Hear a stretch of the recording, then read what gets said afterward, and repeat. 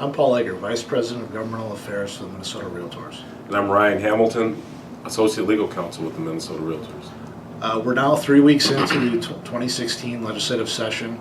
Last week was a very busy week as the House and the Senate worked towards a very brief Easter recess.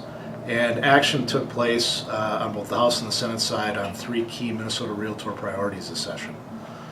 First, in the House Tax Committee, there was a hearing on federal tax conformity.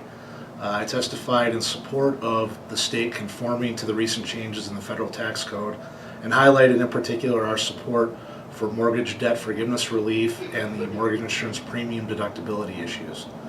We also saw action in both the Senate and the House on the patent troll legislation, which is moving very swiftly through the process. And finally, there was a key hearing in the House Governmental Operations and Elections Committee on the interim ordinance issue. I'm going to turn it over to Ryan Hamilton, who did a great job testifying on our behalf to provide a few more details on that issue. So, as Paul mentioned on Thursday, the GovOps Committee took up House File 2585. It's a bill being carried by Representative Jim Nash. That bill would address what I call surprise moratorium issue by adding a 10-day notice and a 2/3 vote for the council before they could enact an interim ordinance dealing with housing. It was a very lively discussion. Jim Nash did a great job presenting the bill. I testified along with the Minnesota Builders Association.